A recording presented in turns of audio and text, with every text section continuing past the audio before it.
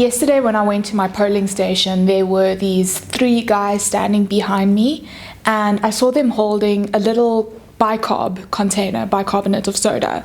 And then we went into the voting station, we voted, and as soon as we got out, they basically huddled together. It wasn't really secretive though. They wiped off the ink immediately, and it came off very easily, and then he offered to wipe mine off as well, and as a joke he even laughed and said, "Now I can go vote again." I think the most important thing is that if we say that ink is indelible, then it must be indelible.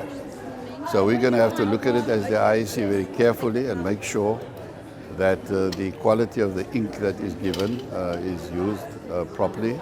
I think that the important thing for us is that it's not a universal problem.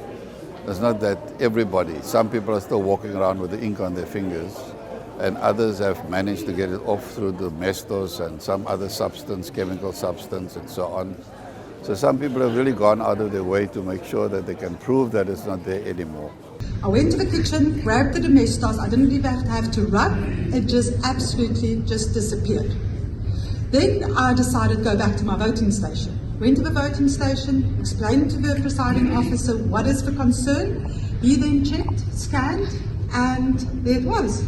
You know, I could, but in that case, the second or the third sort of check was in place, and the voter's roll was there. I then went to 4 other voting stations where I got the slips. And by the time I got to actually having to complete the VEC form, I said, please call the presiding officer because I have already voted. Now this is really a concern because how many people are out there that is not honest? Is it technically possible to vote twice after the vote? I'm sure if you really go out of your way, it's possible. I think anything is possible in today's world. And I don't think one must shy away from it. You know, I think one must go after the intention of it. But I think that I would also like to echo our chief electoral officer who says, do people realize how many people must vote more than once in order to influence the outcome of an election? You know what I mean? It's rather impossible for that to happen.